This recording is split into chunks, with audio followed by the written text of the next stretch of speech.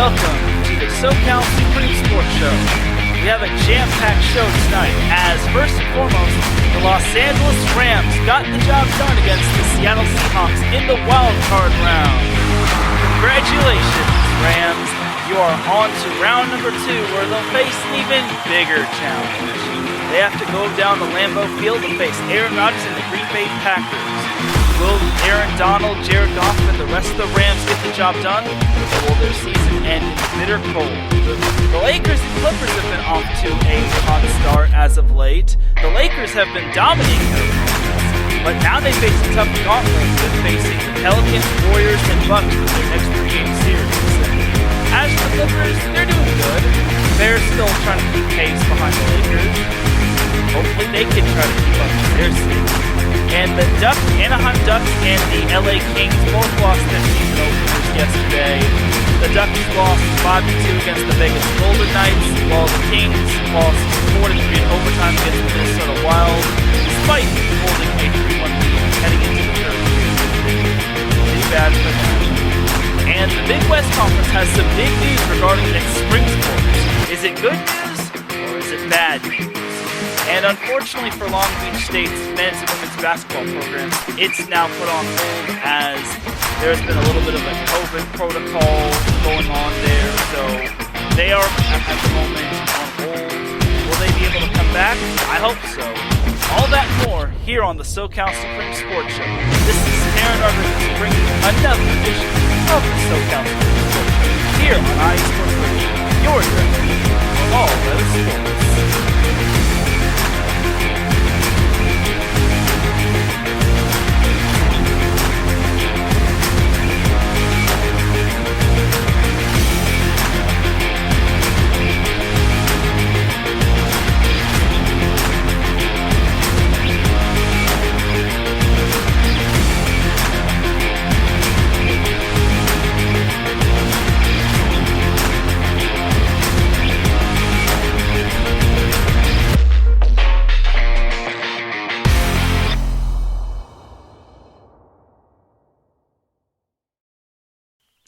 And welcome one, welcome all to another edition of the SoCal Supreme Sports Show. Happy Friday to everyone. I can't believe it's Friday already. It feels like the month of January is moving by very quickly, but I digress on that. So before we get started on today's show, I have some housekeeping I need to get out of the way. iSports Radio is officially sponsored by Legacy Financial. 2020 has been a tough year, or was a tough year, and 2021 might be on the horizons of meeting the same fate as 2020. However, staying positive, keeping your faith, and continuing to work hard is the goal.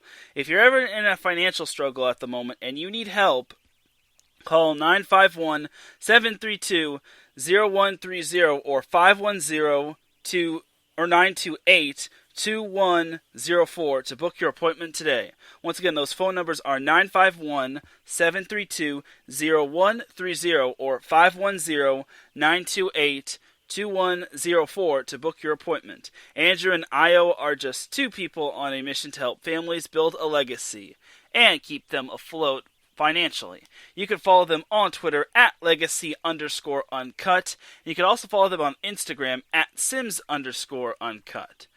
Once again, Legacy Financial, the official sponsor of iSports Radio, your direct feed for all that is sports.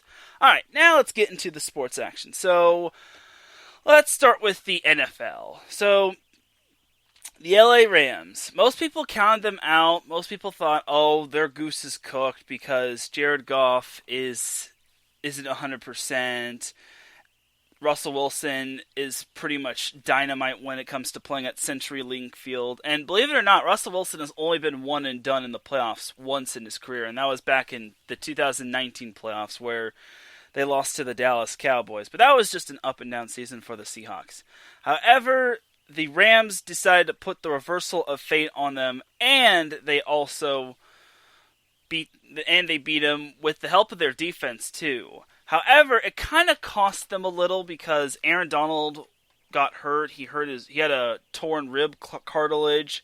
He said he's going to be playing, and the Terminator is bound to be playing, and nothing's going to stop the Terminator, but you still have to monitor his health. Jared Goff appears to be on the mend for the most part. He played in last week's game after John Wolford suffered a stinger injury, which after a hit from Jamal Adams, it kind of took him out the game, and Jared Goff was thrown into the fire. So, except Jared Goff was able to cool off that fire. So, Jared Goff did well. He had a touchdown pass, and he did everything he could. He wasn't flashy or spectacular, but he did enough to help the Rams get the win, and that's pretty much what matters. So that's good stuff there. And also, the Rams have Blake Bortles in case they need to resort to him, because John Wolford is out for the next game, while Jared Goff is looking like Jared Goff is going to be the starter for the Rams when it comes to the next game against the Green Bay Packers. But for the Seahawks win, it was basically based on their defense. Like, they really did a great job of pressuring Russell Wilson, and despite him finding DK Metcalf twice in the game for 2 touchdowns, he just didn't seem to get into a rhythm. He kept throwing the ball away, and then he had a pick 6 off of a screen pass. Overall, the Seahawks just were not the Seahawks, and you got to tip your cap to the Rams' defense. I was very impressed, and I want to say they had 5 sacks. They obviously had the pick 6. I think they had 2 interceptions and 2 turnovers. No, it was 2 turnovers, one of which was an interception. The other was a fumble on a kickoff return. So the Rams really excelled in that game against the Seahawks defensively, and that's a testament to the Rams overcoming any sort of adversity, because obviously they had the Jets loss, and then they also had the loss to the Seahawks in the regular season as the regular season was approaching its climax. But I think they've let that go. I think maybe they've gotten their bad games out of the way for the most part, and now they're back on a new winning streak. They beat Arizona, even though they didn't have Jared Goff, John Wolford did a good job. He didn't do great, but he did enough to win. And then Jared Goff did a great job against the Seahawks. So overall, I think the Rams are looking good, but now they're looking good, and their defense is stout as ever. Oh, and the Rams also kept up their streak of 37 straight games where they led at halftime. And ever since Sean McVay's taken over as the Rams coach, every time they lead at halftime, they have not lost a game. So if the Rams get up at halftime, that may be key to stopping the Green Bay Packers. So we'll see if the Rams can hold on. Can keep their playoff hopes going, or their Super Bowl hopes going. Some game balls I need to give out. First and foremost, one was to the entire Rams defense. The Rams defense balled out. Yes, they gave up 20 points, but it could have been much worse. For a quarterback that is able to put 300 passing yards in the air, and then they have all sorts of handy weapons on the ground, such as Chris Carson and Carlos Hyde and whatnot. It's quite amazing. Yeah, Russell Wilson was held to only 174 yards, 2 touchdowns, 1 interception, only 11 of 27. So that's why I give the entire Rams defense the game ball. Another game ball goes to Jared Goff, as he was thrown into the fire, and he pretty much he basically had to go because John Wolford got knocked out early, and it was unintentional of what Jamal Adams did. For those of you calling Jamal Adams dirty, he does have some track record of dirty plays, but I don't think it was intentional. I just hate how the referees didn't rule that a personal foul. So I digress on that, though. So Jared Goff came in, and like I said, he was only 9 for 19, 155 yards, 1 touchdown. But he did enough to help the Rams seal the victory. So that's some good stuff. Cam Akers also deserves a game ball because he had, for a rookie, he had 131 rushing yards and 1 rushing touchdown. So that's impressive stuff right there. I was absolutely impressed by by his potency and how he came up big despite him being a rookie. Cam Akers has had his up and down games. Sometimes he's had games where he looks like Marshawn Lynch Jr. and other games he's had games where he just looks he looks as lost as Goldilocks. But this was the game where he basically was Todd Gurley and Marshawn Lynch, and overall that's kind of what matters, and I hope he could bring that against Green Bay. So those are my game balls I need to give out to the Rams and their playoff win, and I knew they would win based off of their defense. Now they got to do that against another high-flying offense, being the Green Bay Packers, which it's going to be tough because the Packers are indeed good. They had a first-round bye, and the Rams are looking a little dinged up right about now. So I don't know. I feel this one could go either way. I think the Rams defense is good, but now they're going to face a even bigger challenge. Like Seattle was just a scratch of the surface. Now they're facing the challenge of Aaron Rodgers, Devontae Adams, Aaron Jones, Alan Lazard, Robert Tonyan, and all those other talented players on the Green Bay Packers. And honestly, it's tough. Like, I really want to pick the Rams to win this game, but to me, I think it's just you're going to play at Green Bay. It's going to get pretty nippy up there. And you're facing the high-flying offense that is the Green Bay Packers. Now, I say high-flying offense, but their defense hasn't been too up to snuff. It's had its decent moments. Like, it really shut down Tennessee in the Week 16 game, which I don't think anyone was expecting. But you look at the Green Bay Packers from a standpoint. Aaron Rodgers had 4,299 passing yards in the regular season. Surprisingly, Justin Herbert surpassed him in passing yards this year, which is kind of funny. I think Rodgers finished 7th in passing yards this year. And in terms of rushing yards, Aaron Jones had 1,104 rushing yards. Devontae Adams has had the most receiving yards with 1,374, which has been no true surprise. And then other players that have stepped up receiving-wise is Marquez Valdez-Scantling, who is second in receiving yards with 690. Robert Tonyan has been a pleasant surprise for the Packers tight end corp, as he has 586 receiving yards. Alan Lazard, like I said, he has 451 receiving yards. In terms of rushing as well as Aaron Jones, they have Jamal Williams, who has 505 rushing yards, but that's a distant 505 rushing yards. And then A.J. Dillon's also up there, as he has 242 yards. But he does have a pair of touchdowns.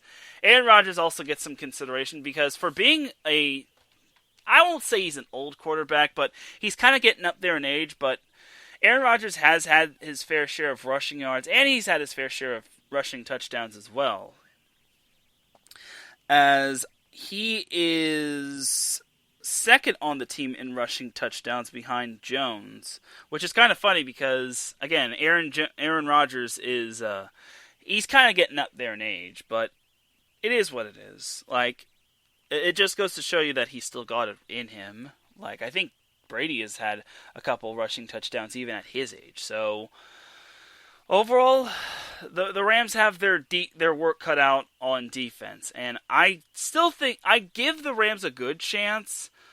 But again, the Packers have had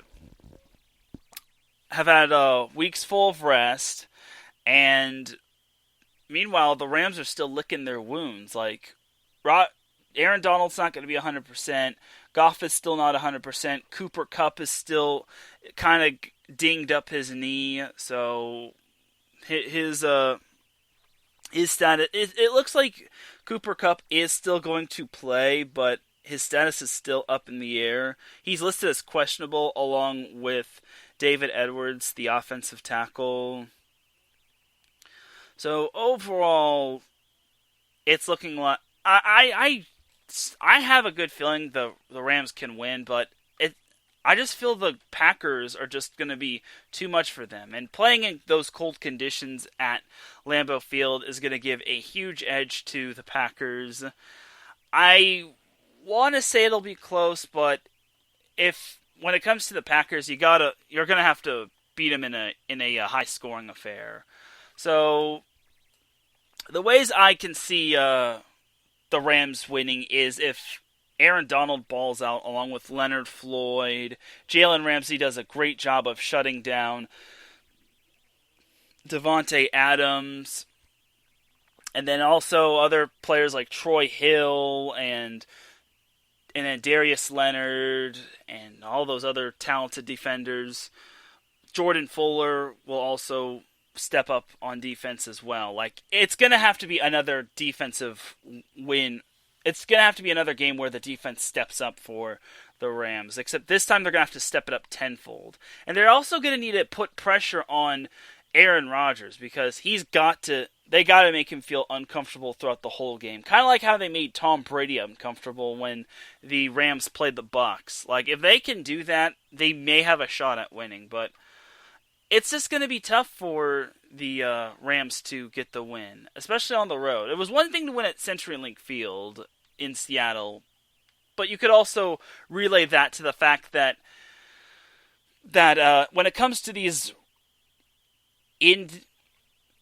in-division playoff games, you just got to throw out the records. Like, look at what happened a couple of years ago with the Indianapolis Colts and the Houston Texans. The Colts were the 6th seed, and the Texans were the 3 seed, and the Colts managed to emerge victorious. So, and then I think it was back in 2015 where the Bengals were the AFC North champions, and they faced the Steelers in the first round, and the Steelers managed to stun them, which is probably haunting all of Bengals fans still. I'm not going to get into how that game panned out because this is the SoCal Supreme Sports Show, not the Eastern Sports Show. But I digress. So, yeah, it's just going to be tough. I still think the Rams can put up a good fight. I think they'll put up a decent fight, and I think they have what it takes to knock off the Packers, but I just think Aaron Rodgers is just a man on a mission. Like, I think the reason why, obviously everyone knows why Aaron Rodgers is putting up these monster numbers, because the Packers drafted a quarterback in the first round, and they didn't really draft a whole lot of wide receivers, so that's kind of a thing right there as well. So Aaron Rodgers has just been a man on a mission, a man possessed, and overall, I think he's going to continue. I hate to say this for Los Angeles fans, and I'll eat a lot of crow if this doesn't appear to be right, but I don't think the Rams can get the win. I have the Rams losing on Saturday against the Packers. If Aaron Donald didn't get hurt, and if Cooper Kupp didn't get hurt, and if Jared Goff was 100%, maybe I'd give the Rams a better shot, but I have the Packers winning 27-20 against the Rams. And good evening to Mike Pat, who has popped up in the chat room. Thank you for joining me. I am talking a little football. I'm talking some Rams and Packers. But yeah, I got the Packers beating the Rams 27-20. It'll be close, though. I just don't think the Rams are going to be leading at halftime. Now, if the Rams do lead at halftime, the Rams will most likely win, because under Sean McVay, the Rams have not lost a game when leading at halftime. So that's something to jot down in your notes right there. So, but I have the Packers leading slightly at halftime, and then just starting to pull away in the second half, and then the Rams trying to make some sort of comeback, and then their comeback falls a little too short because Aaron Rodgers and the rest of the Packers offense just chews up the clock. So I hate to see the Rams not be able to win a Super Bowl, but I just think that the magic runs out in the second round. I've seen or not the second round, the divisional round. I've seen this movie before where the 6 seed beats the 3 seed and then they manage to run into a brick wall against the 1 seed. It's happened to my Chargers. Back in 2013, they beat the Cincinnati Bengals after they scored 20 unanswered points in the second round. And then they ran into the number 1 seed, the Denver Broncos, which basically stymied them offensively and just locked them up. Like, that defense back in the day was just freaking good, man. Like, they're good. But overall, I have the Rams losing. I don't want them to lose, but now that I've said that they're going to lose, I've probably guaranteed a win. So, but it'll be close. It'll be a nice fight to the finish, but I think the Rams just come up short. I mean, as a guy from Los Angeles, or not a guy from Los Angeles, as a guy from Southern California, I want to see the Rams follow suit like the Lakers and Dodgers did, but I don't think it's in the cards. Like, even if they get to the NFC Championship, they have to face Drew Brees or Tom Brady, which I have the Saints winning as well. I guess I might as well throw my other picks in there. I have the Saints edging out the Bucks.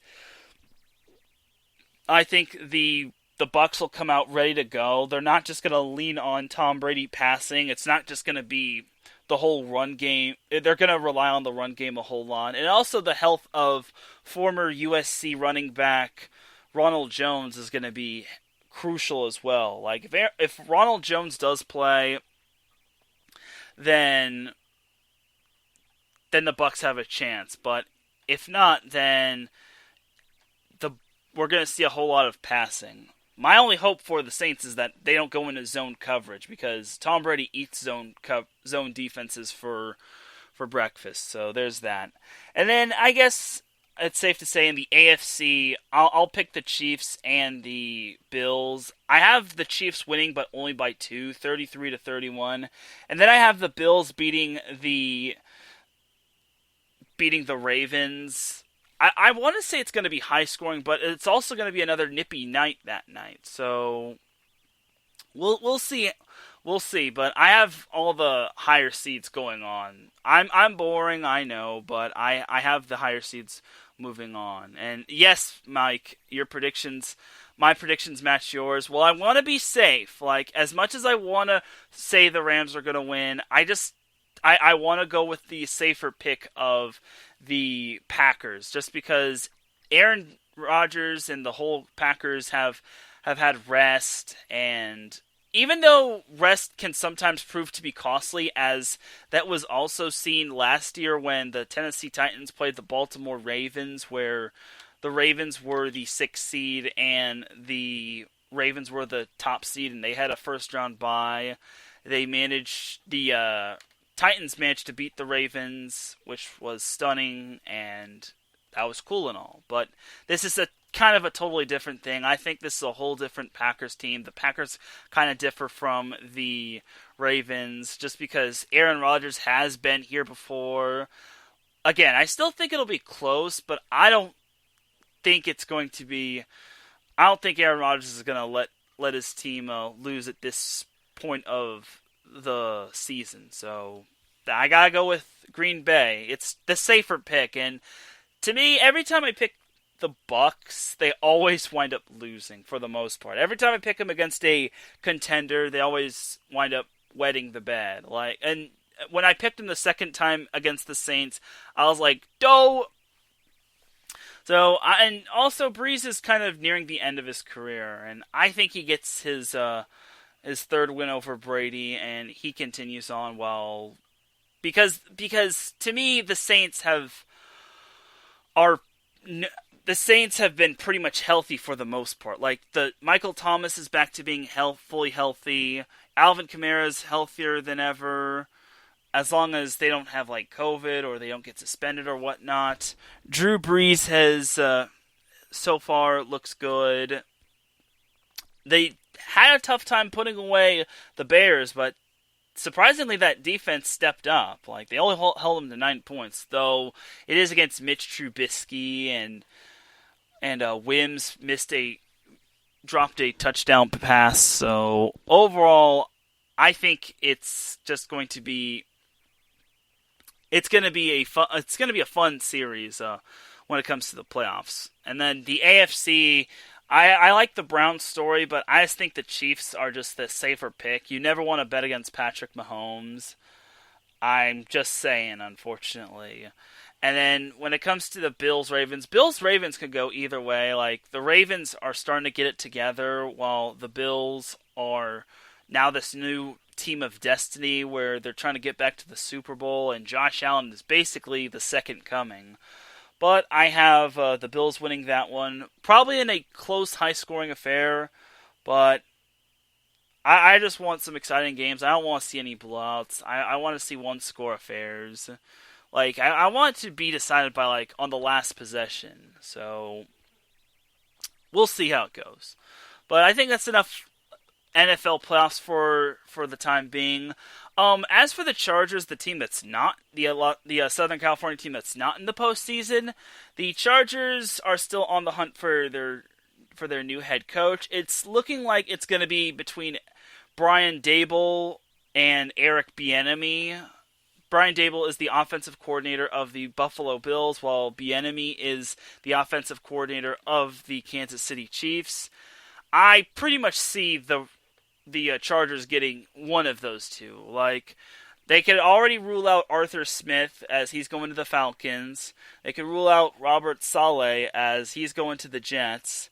And then they could rule out Urban Meyer as he's going to the Jaguars. So there's still a coaching vacancy for the Lions, the Texans, the Philadelphia Eagles, as they recently just fired Doug Peterson, and the Chargers, which I'm pretty sure the Chargers is the most valuable of the four teams in terms of coaching vacancies. So we'll see who the Chargers get. I really just hope they don't botch this hiring process. Like, they at this point, they have to pick a competent head coach. You could obviously look at experience with Jason Garrett, but how many times under Garrett have the Cowboys gotten to the divisional championship? Just saying. And although he did develop Dak Prescott, Justin Herbert looks like he's pretty much developed. So I think the Chargers can pass on Garrett. Like, if they can get Bieniemy I don't think they're going to get him as an offensive coordinator, but I don't think they're going to get Daboll and Bieniemy at the same time, but you never know. So we'll see. I wouldn't mind Daboll. I wouldn't mind Bieniemy. I just think that the Chargers can get the job done. Like, it's just a matter of if they're healthy, if their defensive depending on who their defensive coordinator is, because Gus Bradley is now heading to Las Vegas, as he's going to be the new defensive coordinator for the Las Vegas Raiders, and he took a couple of the Chargers' positional coaches as well, or coordinators as well. So it sucks, but the Chargers are going to need to they're going to need to start rebuilding and cleaning house, because they want to be a contender. They want to make the most of Justin Herbert's career and not make him another Phillip Rivers. And they got to put everything around him that's going to make him successful, whether it's a successful offensive line, whether it's going to be talented receivers, whether it's going to be a competent head coach that's not conservative, whether it's a defense that can get the job done, which doesn't force Herbert to play hero every single game. The list goes on and on. So the future is now for the Chargers. It's just all about hitting the right notes, because I did see the Chargers schedule, and I see them going no more than 12-4, but no less than 8-8, because they have some tough schedules on there. They do play the NFC East next year. They also play the AFC North, and Mike says he has the Chargers taking the O-line in the first round. I agree. They're going to take either Elijah Vera Tucker from USC or Christian Darrisaw or whatever offensive lineman is available in the first round, because they're sure as heck not going to get Penei Sewell unless they trade up, which I don't see that happening. But regardless, I have them taking an O-line because they need to boost their offensive line, because Brian Bulaga and Trey Turner weren't fully healthy. They had to start Storm Norton and Trey Pipkins, which was how bad the Chargers O-line was. So we'll see how it goes for them. And Mike says he has Elijah Vera Tucker getting drafted by the Chargers. I hope so too. Wyatt Davis could also be worth noting as well from Ohio State, but it all depends on who the Chargers have appeal for. Like, I think they got to go O-line in the first round. If they go cornerback or anything else, then I'll be sick to my stomach. Like, they need to protect Herbert at all costs, unless they plan on trading to get another first round pick. But we can't really bank on that, so we'll see. But I think that's going to be enough about the NFL right about now. Like I said, I'll keep everyone. I won't talk about the Chargers too much until they land a head coach. Like if the Chargers do hire their head coach, then I'll obviously make note of that. But I won't be talking about the Chargers too much because they're out. They went bye-bye. They didn't even make the playoffs. They did improve their win-loss total from last year, but it still didn't include playoffs. Mike has Wyatt Davis going one pick earlier to the Niners. Okay, well, I guess that's where Wyatt Davis is heading. So it's probably going to be Elijah Vera Tucker or Christian Darrisaw. But either way, Chargers are going to need to go O-line in the first round. So, all right, so that's going to be that for the NFL portion of the show. Let's get on into the college scene, as we have some news regarding the Big West Conference. So let's start off with the bad news. So Long Beach State's men's and women's basketball programs have been pretty much put on hold because of a little COVID outbreak. And it really sucks because Long Beach State's women's basketball team was 6-0, and they were actually slated to play UC Irvine in the Battle of Unbeatens because Irvine was theoretically 2-0. Like, they're supposed to be 3-1 because UC Riverside is in their conference, but I guess they deemed that a non-conference series, which is very confusing. Like, I swear, I do not like this whole COVID thing, and this whole COVID thing is really just taking a turn for the worst. But Long Beach State men's basketball and Long Beach State women's basketball is put on hold. I hope they can continue to play this year. It's just a tough time, especially since those two are in California, and that's kind of where the COVID hotspot is. But I hope they can I hope they can finish off their season, even if it means like having to play in Arizona or Las Vegas or even Alaska. I just want to see them finish their season, especially for the women, because again, the women are currently undefeated in Big West Conference play, and if it would be really cool to see them in the NCAA tournament. And I also like Jeffrey Kamen. He's such a great guy. He even praised Cal State Fullerton, despite Fullerton having a winless record. And he said you can't take any opponent lightly, and anyone can say, oh, you should beat this team by a lot. But when it comes to like conference play, any team can beat anyone on any given night. And I like that, and I'm surprised he didn't reference the NFL on like any given Sunday or any given weekday. So overall, I just hope both programs just get out of this whole COVID thing. Like, I'm just hoping it's not serious, and I'm praying for those that are affected by COVID, and you're in my thoughts and prayers, everybody. So that's the latest news on Long Beach State, and which was a part of the Big West Conference. Now let's go to the good news when it comes to the Big West Conference. So the good news for the Big West Conference is that they're making that this was reported by Long Beach State and its athletics Twitter or athletics site, and they reported that the Big West Conference is pretty much moving forward to pretty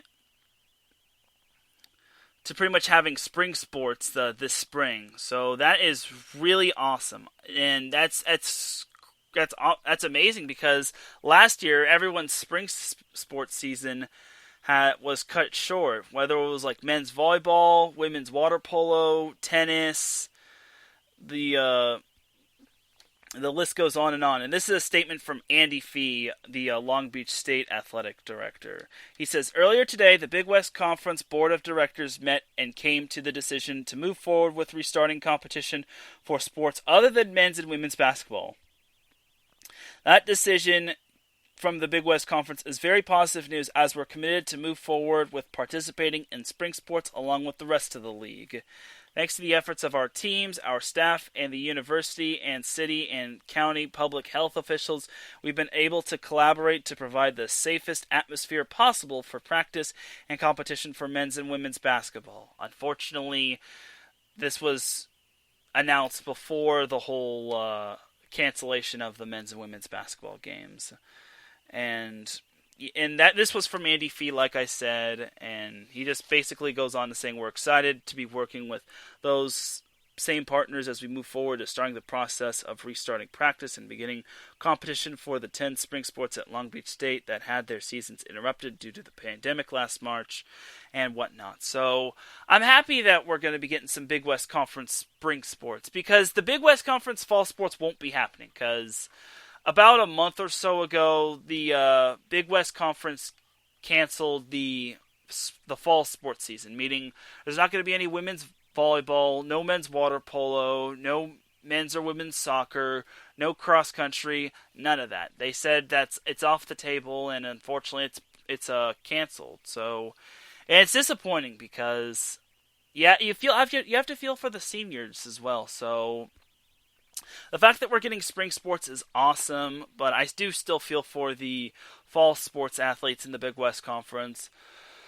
So that's good news, though. Like, at least they're making progress. I want to see progress made, and I want to I want to see sports to happen because you have to feel for the players and how they're just itching to get back to their sports. Like, it's almost going to be a year since this whole pandemic started. I think the whole pandemic started like the week of it was like March 17th and whatnot. And yes, Mike, he says, Mike says, no water polo. That's it. COVID is going to have to catch these hands. Yes, Mike, COVID is going to have to catch these hands because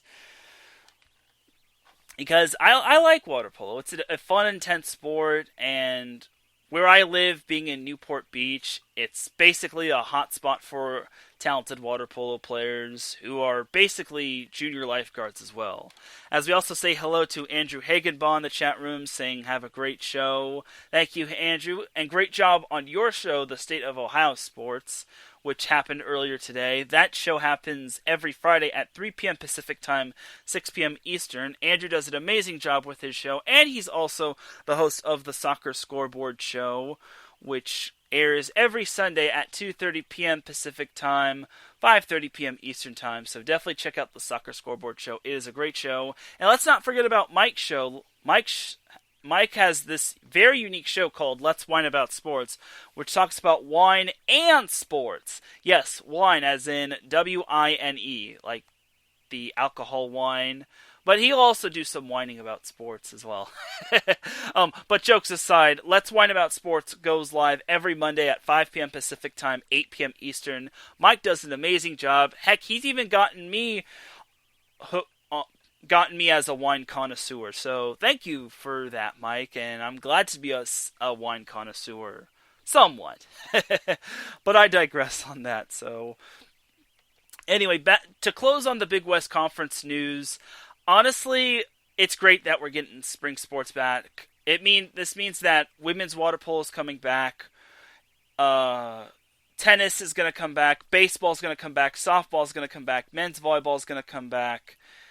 Track and field is going to come back and whatnot, and I'm happy that we're going to get some spring sports going on. Like, it's so cool. So, and especially since men's volleyball is going to be happening, because the talented NCAA men's volleyball programs all mostly hail from the Big West Conference, like Hawaii, UC Santa Barbara, Long Beach State, UC Irvine, UC San Diego, and that's just 5 of them. Like, the entire Big West Conference is kind of a battlefield year in and year out. So, and obviously I'm the host of Set Point, so I'm also very happy that men's volleyball is coming back. So, but I'll still talk some baseball, some college baseball, and whatnot. So it's gonna be a fun time. So that's pretty much that for the Big West Conference. We'll come back to the Big West when I talk about the men's and women's basketball teams that have been going on this past week. But we're actually going to jump into the NWSL. Now, the NWSL, the National Women's Soccer League. You all are probably wondering, Teran, why are you talking about this? There's no Southern California teams from the NWSL. Let me get into that. So there are a lot of Southern California products that, 4 in particular, that were drafted in the NWSL draft, which is awesome sauce. So the first one that was the first notable Southern California product that was drafted was Tara McCowan, round 1, pick 8, as she got drafted by the Washington Spirit. Mike, I don't know if you're a Washington Spirit fan of the NWSL, but take good care of Tara McCowan. She is a talented soccer player. She came from the USC women's soccer team, and she also helped the Trojans win an NCAA championship, which is pretty cool. So, Tara McCowan, round 1, pick 8 for the Washington Spirit. That is great stuff right there. And then right behind her,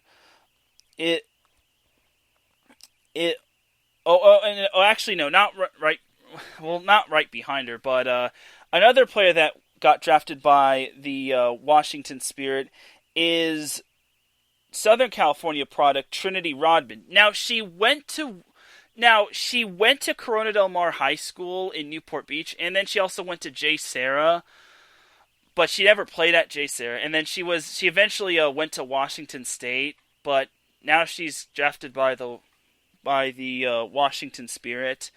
But again, she is a Southern California product. I never said she went to a Southern California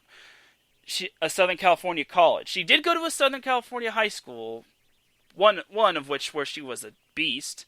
But Trinity Rodman, the Newport Beach product, is now a part of the Washington Spirit.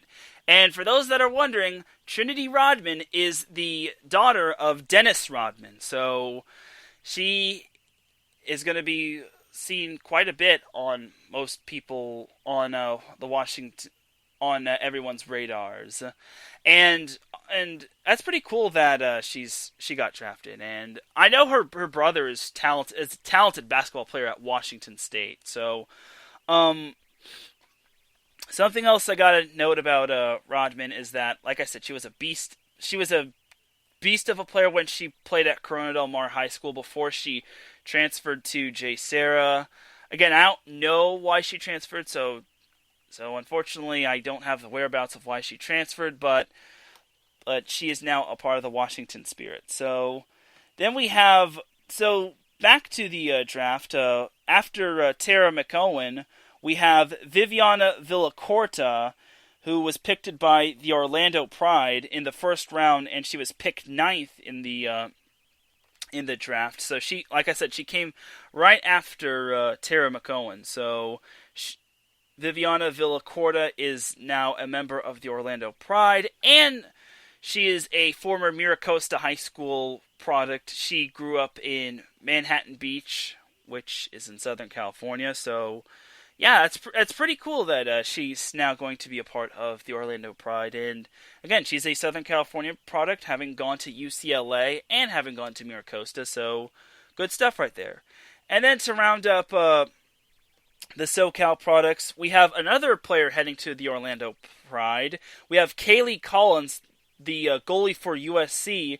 She was drafted in the 4th round, and she was picked number 34. So that's some good stuff right there. So those were the 4 notable ones that I saw in the NWSL draft. If I missed any, I will go back and I will make note of that next week. But congratulations to Kaylee Collins, Viviana Villacorta, Trinity Rodman, and Tara McCowan. This applause button is for you. Thank you for keeping Southern California strong and making Southern California proud.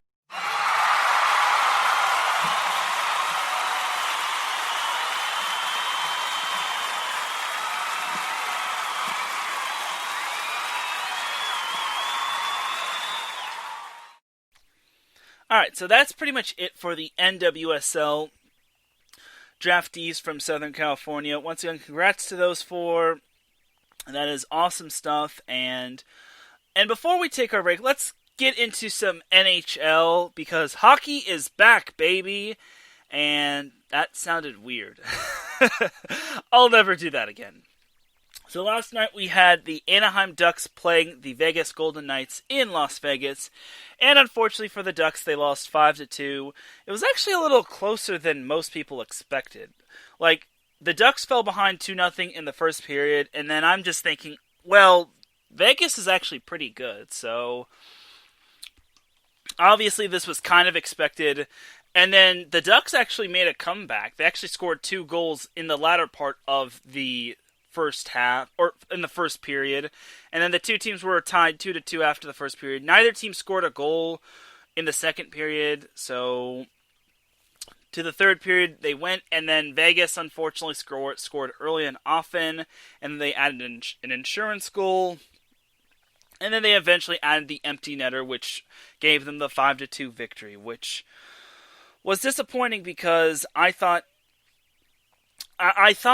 the Ducks were going to be better, but again, it's Vegas, and Vegas is an expansion team, and they're very talented and whatnot, and congratulations to the Vegas Golden Knights on winning, and yeah, you made me sad face after beating the Ducks. I'm just kidding. It's only the first game of the season. I need not cry over spilt milk, as looking at the goal scores for the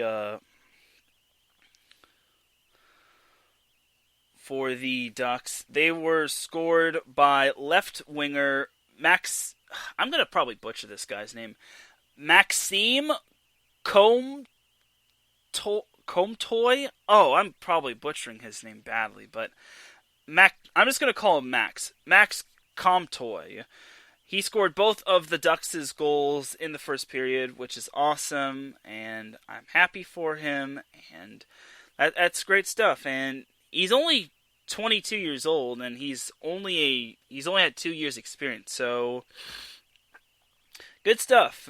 He was drafted, and he's still a veteran player for not a veteran player, but he's still a player that's hung around the Anaheim Ducks program. He was drafted by the Ducks back in 2017. I guess he went overseas, or he went to the practice squad, but either way, I'm glad he was able to get the Ducks' goals. I do actually want to see Ryan Getzlaf get into the mix, or Jakob Silverberg. Yes, that is pronounced Jakob. His first name is pronounced Jakob.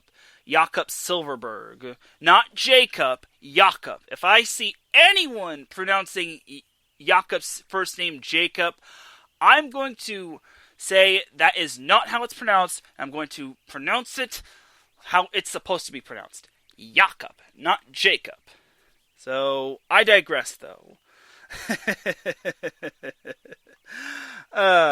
Okay, so I'm going to keep my cool. Anyway, the 2 teams meet again this Saturday at Las Vegas at 7 p.m. I guess it's a new format. It's kind of like the college format or the baseball format where 2 teams play at a remote location, and it's not going, and it's not like gonna go back on the road. So yeah, and yes, Mike. I just need to get. I just need to make a point that Jakob Silverberg's first name is not pronounced Jacob. It's pronounced Jakob. So I digress, though. But anyway, back to the whole new NHL format. I like this new little format. It's basically the college format of like everything. It's basically two teams facing each other in a series, and then they're playing at the same. They're not playing on back-to-back nights, but they're playing at like the same location. Like the Ducks and Vegas are playing 2 games in Vegas on Thursday, and then eventually now going to be one tomorrow. And I like that. The next series for the Ducks is Monday and Wednesday. That's going to be against the Minnesota Wild. The Monday game is going to be at 6 p.m. Pacific time, and then 6:30. And then next Friday, the Ducks play the Colorado Avalanche at 7 p.m., and then they play the Avalanche again the following Sunday. And then they basically face teams. They're going to be facing teams on a nightly basis. Well, not like a nightly basis, not like back-to-back, but they're basically going to be like facing a team like on one night. They're basically facing the same team, so they're not traveling every now and then, and they're basically going to be like getting to have a good feel for their opponent, if that makes any sense. Like, I'm probably butchering this, but Mike says that game is going to be wild. Good one, Mike. That was a good one, though. I'll give you credit for that. So good stuff, Mike. So, but yeah, there is one game that the Ducks. So I think in the month of February, I am seeing that the Ducks' schedule becomes a little. Their first game in February is going to be a little like out there. They're facing the Kings, which, well, I don't really think that's. See, here's the thing about the Ducks and the Kings. They're both in Southern California, and it's basically the Freeway Series. And it's just one game, though. It's just basically the Ducks facing the Kings. That could be on the account of either they're neighborly rivals, or they're in a close location with one another, or they're basically just having that game because they're rivals. Either way, it's just that one game on Tuesday, February 2nd. But I'm looking way too far ahead. I'll probably look more into that when the time comes. As, again, looking at the Ducks' schedule, it's basically just. They're basically facing the same 2 opponents. And then once the schedule of. Or once the month of February ends, then they actually have a 3-game series instead of a 2-game series against the St. Louis Blues. But again, I'm looking too far ahead. So, yeah, there's the Anaheim Ducks right there. Tough loss for them, but it is what it is. So now let's go to the LA Kings. So the LA Kings lost to the Minnesota Wild last night 4-3. The worst part for the Kings is that they actually led 3-1 going into the third period. Unfortunately, the Kings just couldn't hold on. It was very disappointing. Like, I'm mainly a Ducks fan, but to see them blow a lead like that, it's like, what are you doing, Kings? Like, absolutely bad right there. Absolutely disgusting right there. And I was disappointed, unfortunately. But again, it's only the early in the season. We can't gauge the Kings too. We can't pick on the Kings too much, but we will be throwing out the 3-1 joke. We should be throwing out the 3-1 jokes at them a whole lot, which unfortunately they blew a 3-1 lead, but it's at least they got a point out of it. That's the good. That's the positive they can take away from it. They got a point. Another positive that the Kings had last night was that Dustin Brown scored his 300th NHL goal, which is really awesome. And that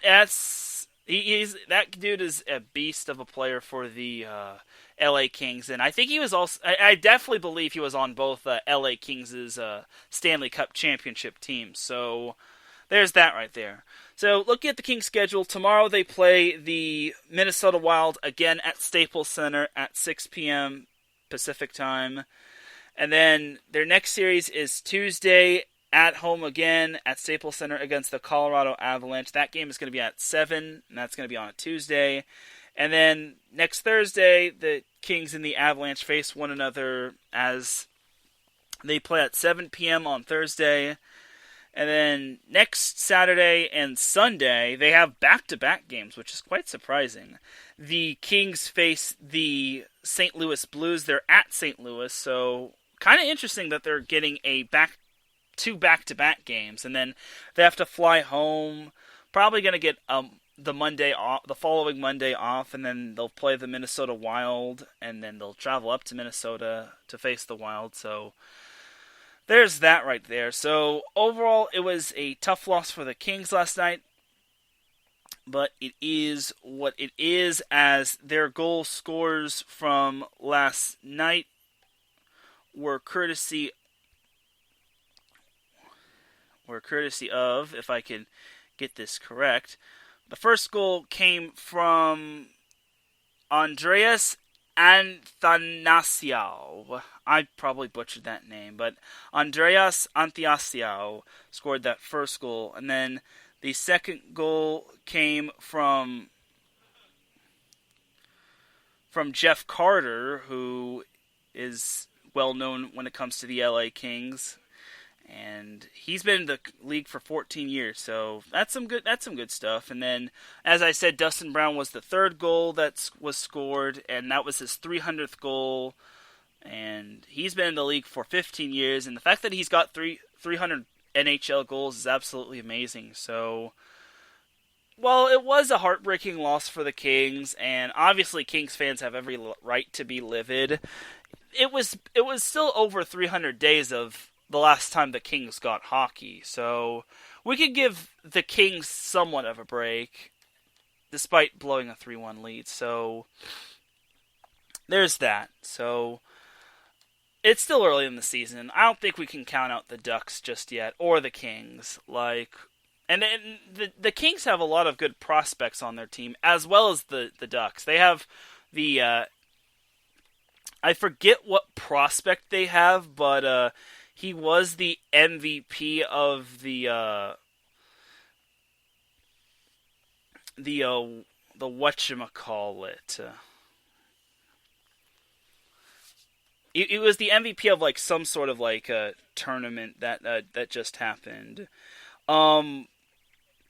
Of the World Junior Championship, Trevor Zegras, the tournament MVP who helped the United States win gold, as he is the top prospect. I'm just now looking on this on ESPN. It was basically a ranking of the NHL teams and their preseason rankings. They have the Anaheim Ducks ranked at 27th when their previous ranking was 28th. And the LA Kings are right behind them at 28th when their previous ranking was 29th. The Kings, however, had 9 prospects played at the World Junior Championship, which highlights players such as Quinton Byfield, Arthur Kaliev, Tobias Bjornfot, I probably butchered that name too, and Alex Turcotte. So those are the prospects for the Kings, and I think the future looks bright for both those teams. And again, it's early in the season. We can't judge the Ducks and the Kings too much. I think anything can happen with both those teams. I at least want one of them to make the postseason. I know the Ducks are long overdue for a Stanley Cup, but I just want to see at least one of them make the postseason. But it might take a while. Rome wasn't built in a day. And honestly, I shouldn't really expect too much from these two teams, because mostly Hockey Town is like Pittsburgh or St. Louis or even Tampa Bay, Ottawa, Washington, Boston. The list goes on and on. So we'll see how it goes for both those teams. But that's enough hockey. I think it's time we take ourselves a quick little break. I know I'm at the 1 hour mark, but this is pretty much a good time to take a break. When I come back, I will be talking some NCAA basketball from Southern California, as USC and UCLA are hot. And I'll also be talking a little Lakers and Clippers action, because Lakers and Clippers are still doing their thing. And yeah. So you're listening to the SoCal Supreme Sports Show right here on IE Sports Radio, your direct feed for all that is sports.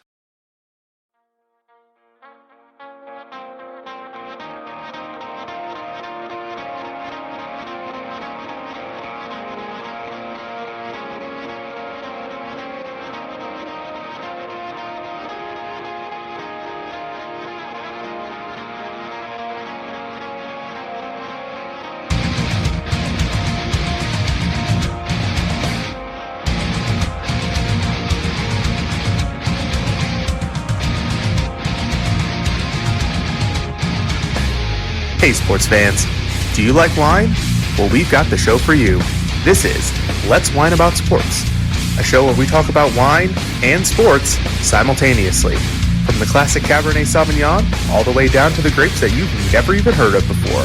Oh yeah, we cover it all. And we'll talk about a little bit of sports as well. Football, hockey, collegiate, women's sports, it doesn't matter. We're going to talk about it all, and we're going to whine about it all.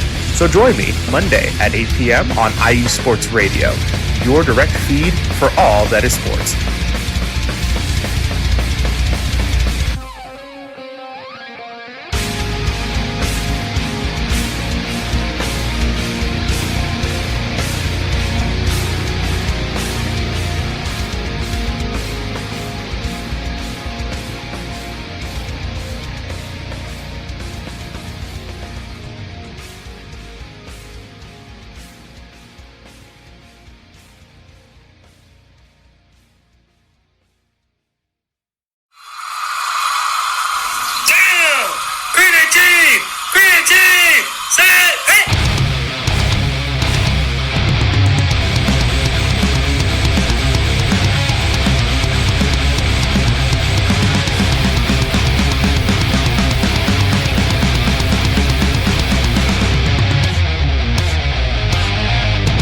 What's going on, football fans? This is me, your boy Larry B, inviting you to join myself, Colin Reynolds, Mike Pat, and John Felipe for one of the most electrifying football shows you have ever heard.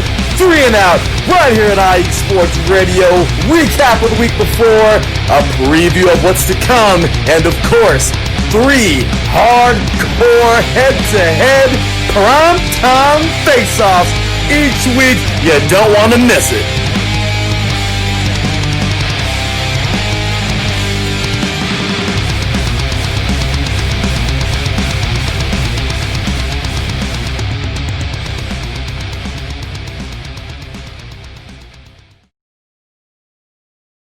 And we are back with the SoCal Supreme Sports Show. You can check out all of our amazing shows on IE Sports Radio, whether it's via Spreaker, Apple Podcasts, YouTube, Spotify, you name it. And just as a little programming note, as you heard in one of the drops, 3 and Out will be returning tomorrow for its primetime face-off of the divisional round, as the first primetime face-off will be at 6 a.m. Pacific Time, 9 p.m. Eastern Time. I'm sure that's going to be changing. And then also on Saturday, it's going to be the second primetime face-off of the divisional round between the Baltimore Ravens and the Buffalo Bills. That's going to be at 7 a.m. Pacific Time, 10 a.m. Eastern Time. I'm sure those are going to probably change, because that's pretty early if you ask me. But you never know. Just bottom line, set your alarm clocks. That's all I gotta say. And then Sunday, the primetime face-off for the Cleveland Browns and Kansas City Chiefs will be occurring at 9 a.m. Pacific Time, 12 p.m. Eastern Time. And then the other primetime face-off for the Tampa Bay Buccaneers and the New Orleans Saints will be occurring at 10 a.m. Pacific time, 1 p.m. Eastern time. Again, Larry B is going to be host of 3 and Out, and he and I are also the hosts of 3 and Out College Edition. We're hoping to get that up and running as well. Long story short, a lot happened when it came to the college football season and when it came to 3 and Out College Edition. Either way, we hope to get 3 and Out going for at least one more show and a recap of the FBS championship, because I really do want to get into that. And then there's also some other things that's going to be going on in terms of college football as well. Like there's 3C2A coming on. There's FCS football going on. That's probably slated to come on. And there's also NJCAA as well as the NAIA and whatnot. So, and then there's also the fate of high school football, which is most likely going to be moved. It's probably going to be dominated by club football in California, because there has been no lift on, or no word on when there's going to be high school football in California. It's just been a tough time for student athletes in California, and high school student athletes in California. And there have been rallies on the Let Them Play in terms of like in like counties such as Orange County and whatnot. So I'm not going to get too much into them because they're not a huge deal, because it's high school sports, but we do care about the kids. These are the future of possibly the NFL, the NBA, and whatnot. So I was thinking about going to one of the Let Them Play rallies, but then I was like, nah, because I gotta go, because the rallies were to start at 4 p.m., and then if I were to get home at 5 p.m., I'd have to push this show, or I'd have to postpone the show in general, and I don't want to postpone the show because this show to me is everything, and also I don't want to get the Rona, so I'm playing it safe and I'm being wise. Plus, it was hot today, so yeah, hot in Southern California. Who would have guessed? Anyway, now let's get into segment 2 of the SoCal Supreme Sports Show. Let's get into the NBA action, as the Lakers are on a roll, as they are just demolishing their opponents. They play the New Orleans Pelicans in less than an hour. The Lakers, in the meantime, have won 4 straight. Last Friday, they beat the Chicago Bulls 117-115. They barely squeaked by the Bulls, and they dodged a huge bullet. Like, I think there was a point where they were about to lose, and then Dennis Schroeder or Montrezl Harrell or LeBron was able to will them to victory, which is a huge relief. I was a little skeptical after that game because they were coming off of the rear end of the. Wow, that sounded weird, but but they were coming off of the second of a back-to-back again after they played the Spurs. But the fact that they had to go grind it out against the Bulls was a little concerning, especially since their next 3 games were on the road. The first game in their 3-game road trip was against the Houston Rockets. Now, the Rockets have been a complete mess with the whole James Harden thing and then trading away Russell Westbrook, a former UCLA product, and Southern California product in general. So the Lakers dominated the Houston Rockets this past Sunday, 120-102. They also dominated the Houston Rockets again this past Tuesday, winning 117-100. And this past Wednesday, they really demolished the Oklahoma City Thunder, 128-99. I was a little surprised that the Lakers handled the Thunder that nicely. I knew it was going to be. I thought it was going to be a little bit tougher, but the Lakers played really well. Like, they were just clicking on all cylinders. Like, I knew the Lakers were going to win these games, but it's how they're winning these games. They're beating some of these opponents by like 15 plus. Like, and that's courtesy of LeBron, obviously. LeBron doing his thing. Anthony Davis has come back from his ankle injury. Dennis Schroeder has put up good numbers. KCP is back from his injury as well. Montrezl Harrell last night had a big game with 21 points, 6 boards.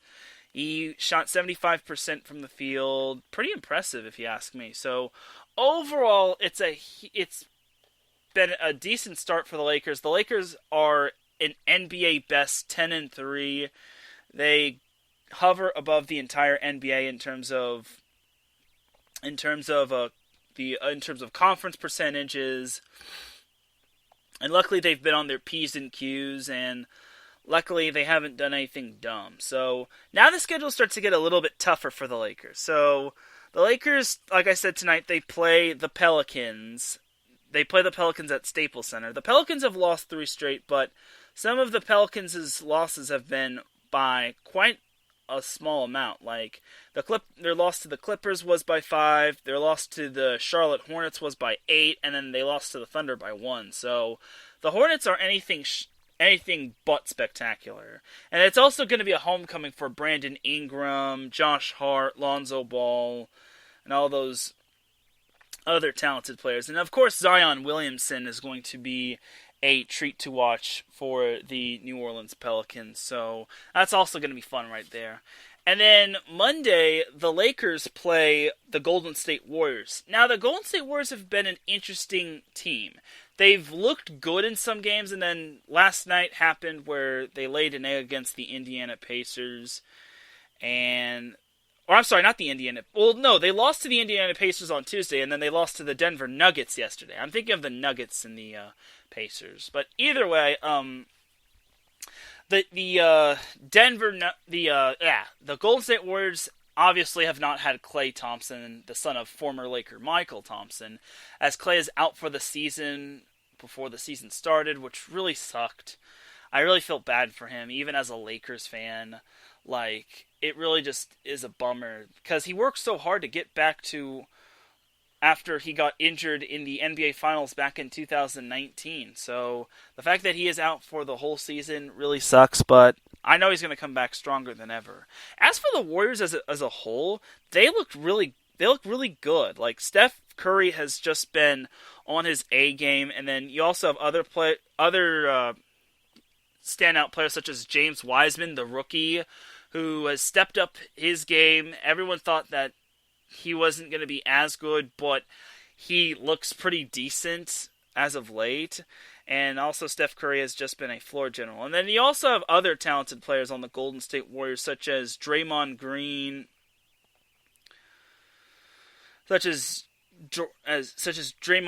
Kent Bazemore, Kayvon Looney, Kelly Oubre, even though he sometimes struggles when it comes to jump shots outside of dunking the ball, Andrew Wiggins and whatnot. So, and the Warriors are definitely well coached by Steve Kerr. He's an absolutely great coach. I have nothing but respect for Steve Kerr, and I really think the Lakers are going to have a tough time against the Warriors. I don't want to say that, but again, this is Steph Curry, like the babyface assassin. The Steph Curry still looks talented as he is, and I wouldn't be surprised if the Lakers had to go down to the wire with the Warriors. So there's that. And then next Thursday, the Lakers play on the road as they travel to Wisconsin to face the Milwaukee Bucks. Now, the Bucks have also been another interesting team. They're 8-4, which is kind of where everyone has them. But they're not like the most spectacular 8-4 team. They're still behind the Philadelphia 76ers and the Boston Celtics, who both are ahead of them in the Eastern Conference standings. But it's still early, though. And then playing Giannis Antetokounmpo is going to be one heck of a matchup. And then also it's going to be tough. It's also going to be something worth noting that Wes Matthews Jr. is going to be facing his former team, and that's going to be fun times right there. And the Bucks are also a talented team, as they have a lot of talented players such as Torrey Craig, Drew Holiday, Brooke Lopez, Chris Middleton. Bobby Portis has been decent at the big man position. And then they have not one but two Antetokounmpo brothers. But the only difference is that Giannis is the one that gets to play the big time minutes. So there's that right there. So we'll see how it goes for the Lakers against the Bucks. But again, I really see both these teams seeing all three teams actually giving the Lakers a tough time. I think the Pelicans are basically the trap game tonight. Like, the Pelicans, even though they've lost 3 straight, their losses have been by less than 10 points, and the Lakers just can't get complacent. Obviously, they're coming off of a big 3-game road trip victory, back-to-back-to-back victory, but they just can't get lazy and complacent overall. So we'll see how it goes for the Lakers. But there is something to note about the Lakers. The Lakers have officially the best start when it comes to their road record, as they are 7-0 currently on the road, which is the best start when it comes to the Lakers starting on the road. The start of the Lakers season when it comes to road games. It's the best road record in their best road record start in team history. That's pretty much it right there. Because the previous best start to the Lakers road record was 6-0. And that was the 85-86 Lakers. Now the Lakers surpassed that by going 7-0, and they won't have another road game until they play Milwaukee. But that's going to be the big time matchup. So we'll see. We'll see if the Lakers can keep that perfect road record going. One thing that does help the Lakers is that there's not a whole lot of fans, if any at all. So I don't know. Maybe the Lakers aren't affected when it comes to traveling, and it is a good thing that they're not having to deal with having to deal with opposing teams' fans and whatnot. But again, it's still early in the season, and we'll see if the Lakers can still be undefeated by the time they reach Milwaukee. Or by the time they leave Milwaukee, is what I'm trying to say. But I think the Lakers are still doing good things, but this is the biggest test for them this week because of their whole 3-game stretch in terms of talent. Overall records to me don't mean anything as of right now. To me, I'd rather the Lakers get their bad games out of the way before they get into their tougher games, like against Boston or Philadelphia or the Clippers again or the Trailblazers.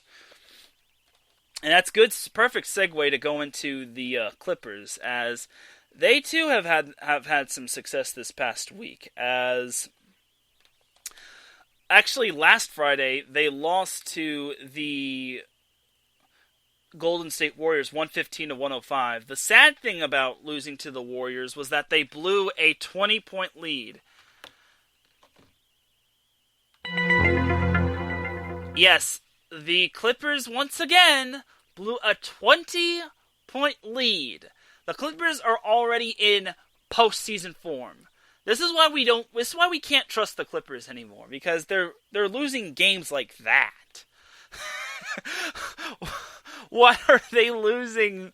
Why are they blowing double-digit games? I thought they crushed this narrative when they beat Denver on Christmas Day. This is why I'm always like this when it comes to the beginning part of the NBA season. I don't care what you do in the first part of the season. Every time the Clippers win their opening game or they win on Christmas Day, everyone's like, "Oh my God, the Clippers look good. I think this is their year." And then when the postseason comes, the Clippers find some way to wet the bed and exit either in the second round or in the first round. I mean, it's too early to tell, but I'm still not overly impressed. But again, the Clippers are still learning under Ty Lue. They still have a new roster on their team, and I still think that there's plenty of time for them to get back into ship shape and whatnot. But they have more rest than the Lakers. I'll give them that. So I digress, though. So then the Clippers barely, and I say barely, squeaked by the Chicago Bulls 130-127. Are the Bulls better than most people have them down for? Because they were 4-6 going into that game. But I guess, again, any given night, any team could order the upset special. So yeah. So yeah, that's a tight win for the Clippers, and then they had another tight win. Like I said previously, they beat the New Orleans Pelicans 111-106 this past Wednesday. So Clippers are definitely living on the edge. So we'll see if they can continue their close wins. They kind of have a challenging schedule. From now until the next time we go live. Tonight the Clippers go up to NorCal to face the Sacramento Kings.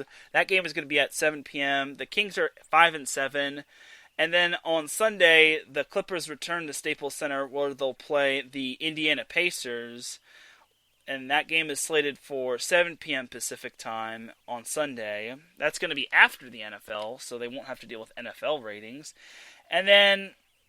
Later on the week next week, the Clippers face the Sacramento Kings in LA on Wednesday at 7 p.m. And then next Friday they play the Oklahoma City Thunder on, like I said, next Friday at 7 p.m. And that game is going to be at Staples Center. They actually face the Thunder on back-to-back days at Staples. So it's quite the interesting schedule right there for the Clippers. But I can see the Clippers going 3-0.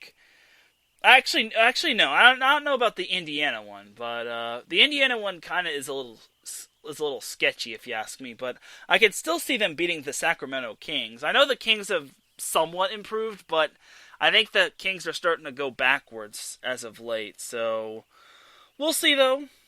I forgot to look at the overall standings. So the overall standings, which. To no one's surprise, the Lakers are 10-3, atop of the Western Conference, while the Clippers are 8-4, second place in the Western Conference, 1.5 games behind the Lakers, and the Lakers are an NBA best 10-3 on the season, mainly because their games haven't been postponed as opposed to like the other teams. But again, it's still early. Like, the Clippers aren't too far behind. The Suns are still up there. The Jazz are still doing pretty good. The Mavericks and the Trailblazers are still up there. The Denver Nuggets and then Denver, Golden State, and San Antonio are tied at 6-6 for the 7th, 8th, and 9th spot. But again, it's too early to determine Western Conference seeds or playoff seeds in general. Like, the only teams that aren't really like fully in it are Houston and Minnesota. But Minnesota, just getting back Karl Anthony Towns, who I actually do got to send my condolences to him because he also tested positive for COVID-19. So he to me has had it tough because a lot of his family members have gotten COVID-19 and they've passed away. So I definitely gotta send my condolences to Karl Anthony Towns, and I gotta send my prayers to him. Like, I feel for the poor guy. Like, if there's one NBA player or one person in this world who has been affected by COVID, it is Karl Anthony Towns, and I feel for the poor guy. I think he lost his mother. I think he lost his aunt and a few of his other relatives to COVID. So I feel for him. So my condolences to Karl Anthony Towns. So there's that. But I think that's enough NBA talk. Looking at the docket for today, we still have less than a half hour before the next show comes on. That's going to be the sports couple, or the sport couple's perspective with Larry B and his lovely girlfriend Cecilia Duarte. Probably shouldn't have said her last name, but I digress. Larry B, the head honcho of iSports Radio, and his lovely girlfriend Cecilia will be going live with the sports couple perspective in less than a half hour. Let's just wrap up with some Southern California NCAA men's and women's basketball, and I shall send you all on your way. So, going on right now in terms of NCAA men's basketball happening, we have UC Santa Barbara beating UC San Diego 54-44 in the second half. There's 6:40 left to play, and that game's actually on ESPN3 for those that are curious. And then we have Cal Baptist and Tarleton facing off one another. Those two are tied at 23-23 with 7:59 to go in the first half. Games that have been postponed or canceled. We have Long Beach State and Cal State Northridge. It was originally supposed to, Long Beach State and Cal State Northridge has been canceled. Cal State Fullerton and UC Davis have been canceled. And later on tonight, we have Cal State Bakersfield playing at Hawaii, and they'll be playing at 8:59 Pacific time, which I believe that's 5:59 in Hawaii time. So that's a little interesting right there. If you're a Bakersfield fan and you're willing to stay up to watch the whole game, then you get a little applause button. Okay, it's not that big of a deal. I'm just saying. Anyway, looking back on the past scores, last night, in terms of NCAA men's basketball, Pepperdine got smacked by Gonzaga, losing 95-70. UCLA dominated Washington State, 91-61.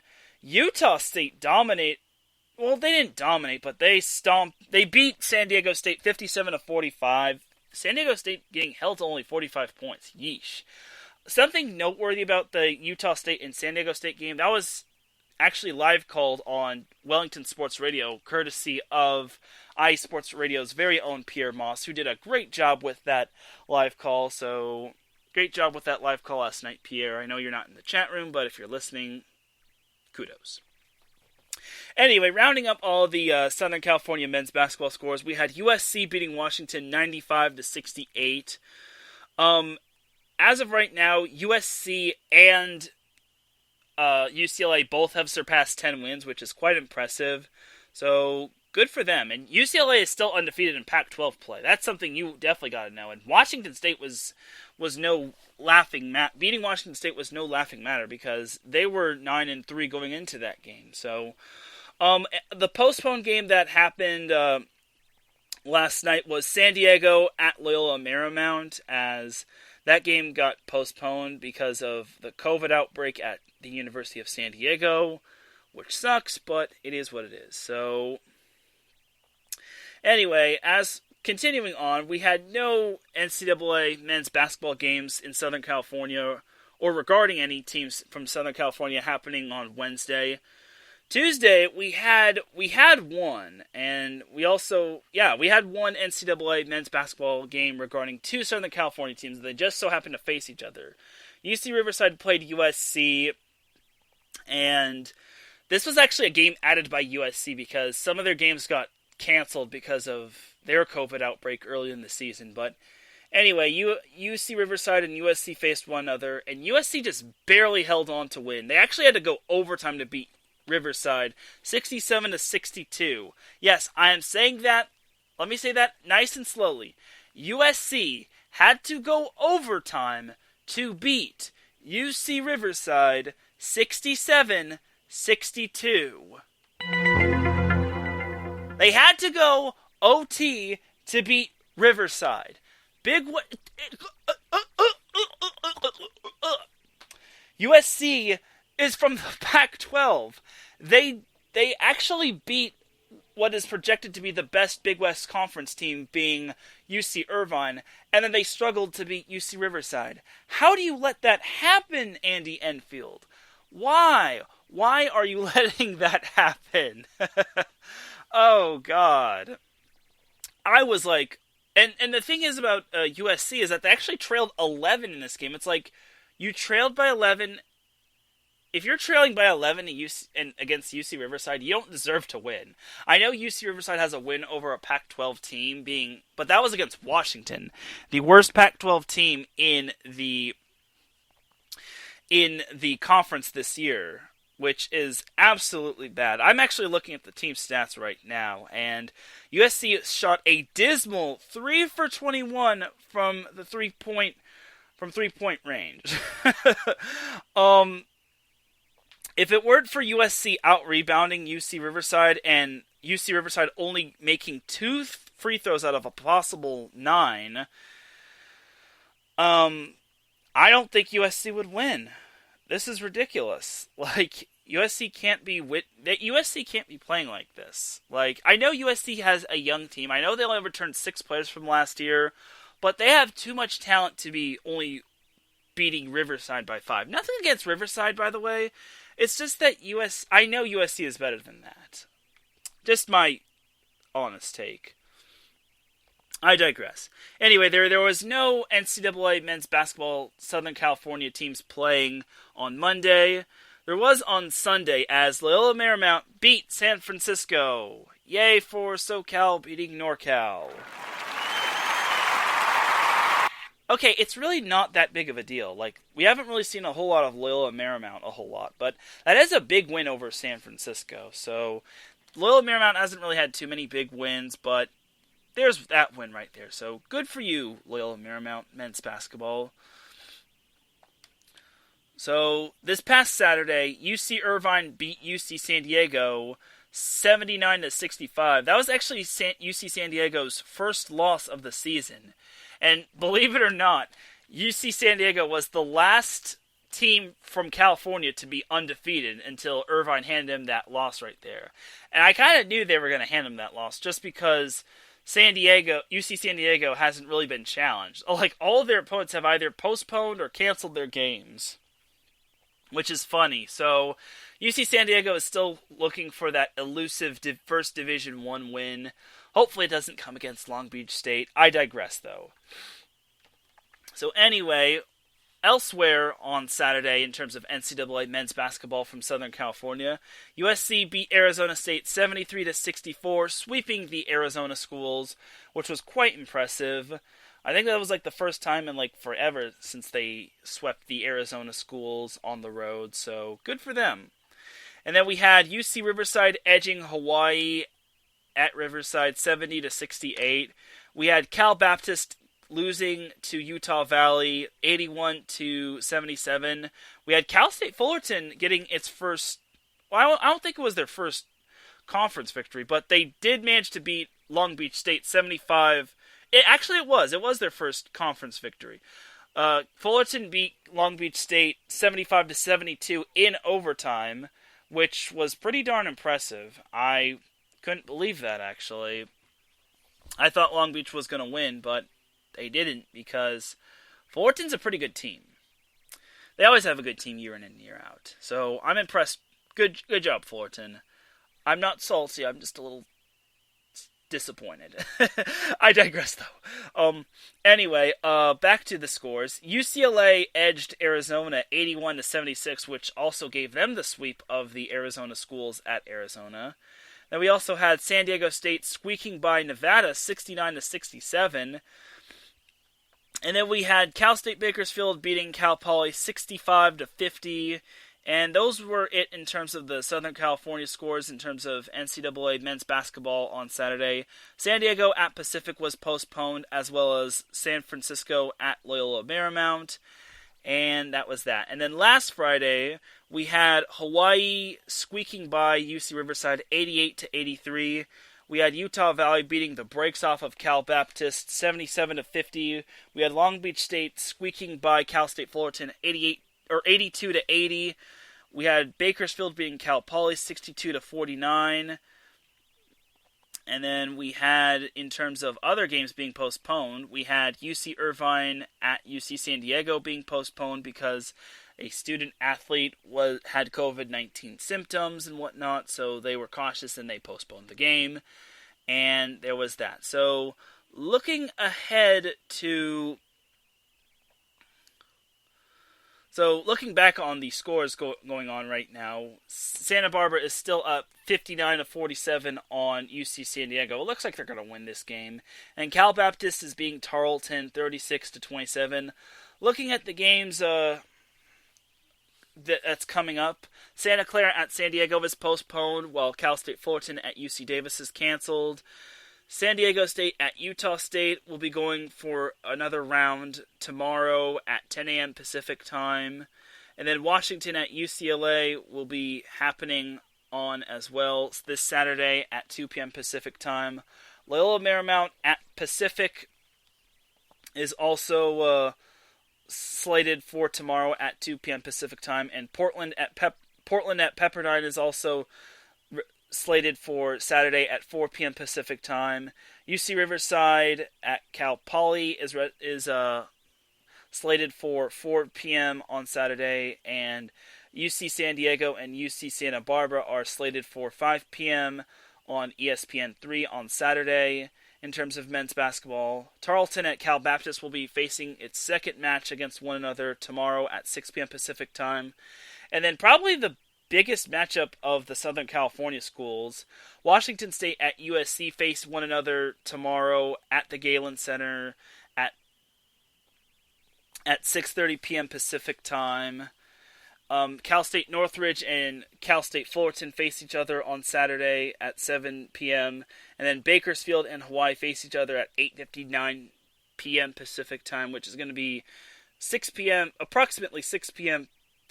Hawaii time. And that game's going to be on ESPN3. So again, if you're staying up to watch the Bakersfield Hawaii game and you live in California, hats off to you. And then Cal State Northridge and Long Beach State have been canceled because of a COVID outbreak at Long Beach State. I hope everything is well at my school, because I want to see the men's basketball team finish the season and whatnot, because nothing would suck to see those teams have their season cut short and whatnot. So, looking ahead to Sunday, there are no games going on in terms of Southern California men's basketball. Monday, nothing doing. Tuesday, we have USC at Oregon. This was actually a rescheduled game, and this is going to be on at Tuesday at 4 p.m. Pacific time on ESPN2. UCLA Oregon has been postponed, which really sucks because I was looking forward to that game. Wednesday, there are no NCAA men's basketball games regarding Southern California. Thursday, we have USC at Stanford. Really good game going on. That's going to be a really good game.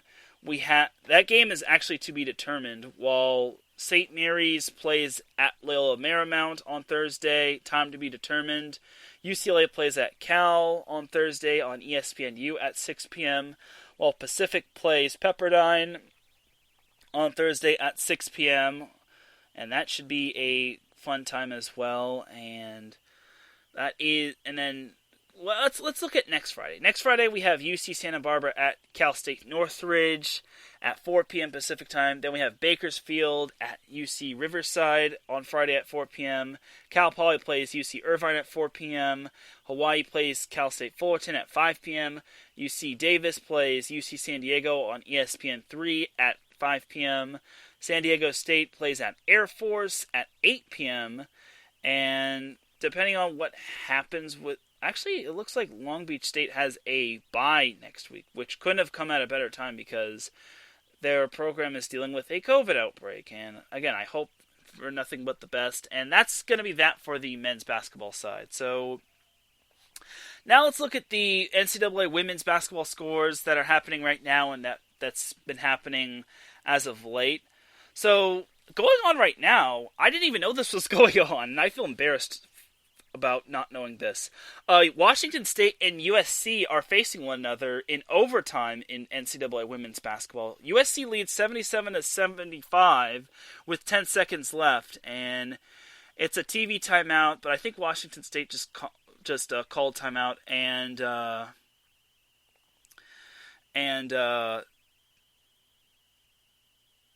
yeah, USC is up 77-75. I'll be coming back to that score in a little bit. Anyway, we have Cal Baptist beating Tarleton 70-60. Cal Baptist is 11-0. Good lordy. Good job, Cal Baptist. Lance up. And then we have Cal State Bakersfield beating Hawaii 64-57, which is awesome sauce. Unfortunately, UCLA and Washington has been postponed. Long Beach State and Cal State Northridge / Long Beach State and UC Irvine have been canceled because of the COVID outbreak. UC Santa Barbara, UC San Diego has been canceled. UC Davis and Cal State Fullerton have been canceled. Cal Poly at UC Riverside have been postponed. And it's a bummer. So, this past Thursday, we had San Diego State beating Utah State 68-60, and that was that, as San Diego still has everything postponed because of the COVID outbreak, as their game against Pacific was postponed. Hopefully they get that made up. There were no NCAA women's basketball games that happened on Wednesday. nor Tuesday. So Monday we had USC beating Colorado 56-52. That was actually an early game, and I was looking at my phone. I'm like, who USC is playing right now? And apparently they played early, and yeah, they won. Good job, USC women's hoops. Fight on. And that was the only NCAA women's basketball game that went on that day in terms of Southern California. On Sunday, we had UCLA beating Utah 92-67. We had Bakersfield beating Fresno State 81-69. And that was that in terms of Southern California NCAA women's basketball scores. On Saturday, we had Cal Baptist beating Utah Valley 62-53. We had Nevada beating San Diego State 66-59. We had UC Irvine edging UC Riverside 62-60. We had Long Beach State edging Cal State Fullerton 66-64. And that was that. And then the games that were postponed in terms of Southern California regarding NCAA women's basketball: UC San Diego at Cal State Northridge, BYU at Pepperdine, San Diego at Loyola Marymount, Cal State Bakersfield at Cal Poly, and that was that. They were either postponed or canceled. The UC San Diego Cal State Northridge game was canceled. Everything else was postponed. And then last Friday we had Cal Baptist beating Utah Valley 98-69. UC Riverside beat UC Irvine 63-45. Long Beach State beat Cal State Fullerton 69-50. USC beat Utah 60-59. Close victory right there. And that was that, as the postponed/canceled games included UC San Diego at Cal State Northridge, Colorado at UCLA, Cal State Bakersfield at Cal Poly, and that was that. So going back to our scores as of right now, back to the Washington State USC game. USC is up 79-75 on Washington State, as Washington State is going to the line, and they made 2 free throws. It is now 79-77 in favor of USC with 5 seconds left to go in overtime. And one of USC's players got fouled because Washington State now has to play the foul game if they want to win. And that foul was on Sherilyn Molina. And I'm just commentating at this point. I should be getting back to reading off the upcoming games that are happening. So, postponed in terms of tomorrow's games regarding NCAA women's basketball are Long Beach State at UC Irvine and Cal Poly at UC Riverside. Utah State and San Diego State are still on for tomorrow at 12 p.m. Pacific time, while Cal Baptist at Tarleton is on for 2 p.m. Pepperdine at Loyola Marymount is on for 2 p.m., while UC Santa Barbara and UC San Diego are both on for tomorrow at 3 p.m. Pacific time on ESPN3.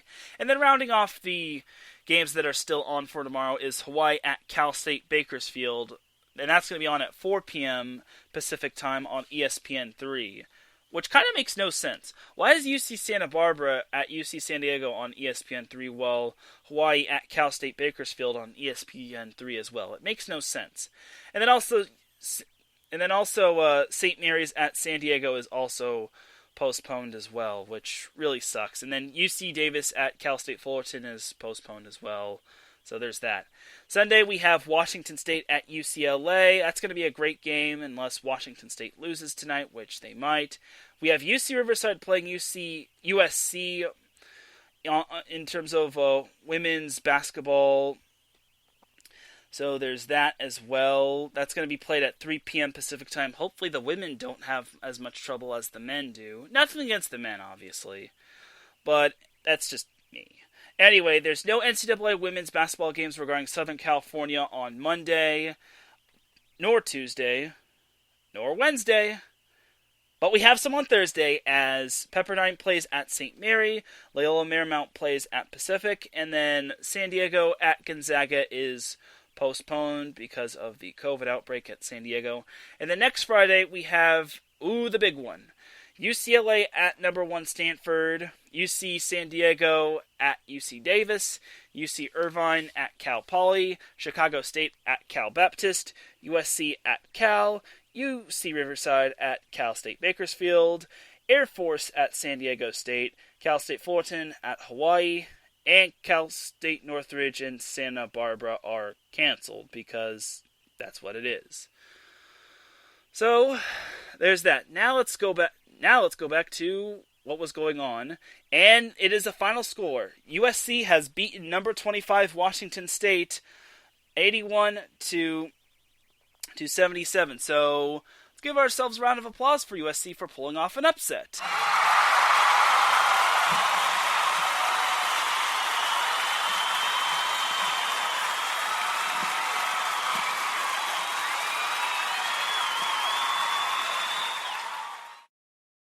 So yeah, that was a big win for USC women's hoops, and I'm glad they got the win because they haven't had the greatest season as of right now. But this win over Washington State was a big win for them, and that's why I gave them the applause button. Anyway, looking at the Pac-12 standings in terms of women's basketball, I forgot to do this in terms of men's basketball. Let's go with the Pac-12 and on the women's side. We have UCLA at 5-2 in conference play, while USC is 4-5.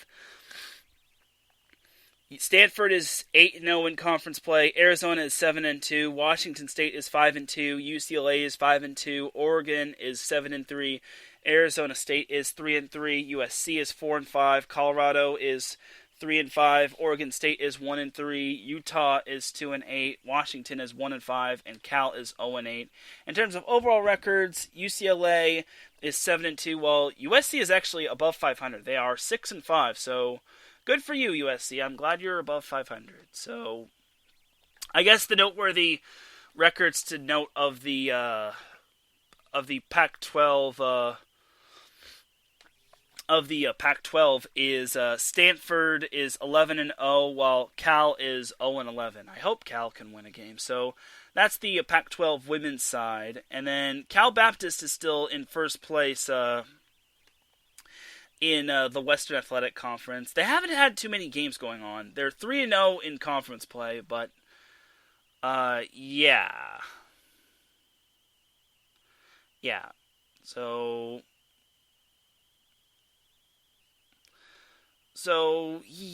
yeah, that is Cal Baptist. They're still 11-0, but Cal Baptist is 3-0. There haven't been too many Western Athletic Conference games going on, so there's that. So just so I don't forget about San Diego State, I will check to see. Let us check how they're doing in the Mountain West Conference. They are 2-3 in the Mountain West Conference. They are 4-7 overall. They are behind Boise State, who is at 5-1. Colorado State, who's at 4-2. New Mexico, who's at 3-1. Fresno State, who is at 3-2. UNLV, who is at 3-2. Utah State is at 2-2. And then the list goes on and on. San Jose State is 1-2. Wyoming is 2-4. Air Force is 1-3, and Nevada is 1-4. And that's it for the Western Athletic Conference. So now let's go into the let's go to the West Coast Conference in terms of standings. So in terms of standings, Gonzaga is still a perfect 6-0. San Diego is 2-1. Or no, actually no. Gonzaga is 6-0. BYU is 4-1. Portland is 4-1. San Diego is 3-1. Santa Clara is 3-3. Pacific is 2-2. LMU is 2-3, San Francisco is 1-5, Pepperdine is 0-2, and St. Mary's is 0-6. In terms of overall records regarding the Southern California teams, San Diego is 5-3, LMU is 3-7, or Loyola Marymount, however you want to call it, and Pepperdine is 3-3. So that's it for the West Coast Conference. In terms of the Big West Conference, which has been having games left and right despite all that is going on, Long Beach State is 6-0 as they will be going into their bye week, and they'll hopefully be able to get this whole COVID outbreak settled, as Long Beach State is 6-0 in conference play. UC Irvine is 2-0, actually. They're 2-0. Contrary to popular belief, UC Irvine's games against UC Riverside do not count as conference games. So don't let ESPN trick you. Cal Poly is 1-1. Santa Barbara is 2-2. UC San Diego is 1-1. Bakersfield is 1-2. UC Riverside is 1-3. UC Davis has not played a conference game, as neither has Cal State Northridge. Hawaii is 0-1, and then Fullerton is 0-4 in conference play. In terms of overall records, Long Beach State is 7-1.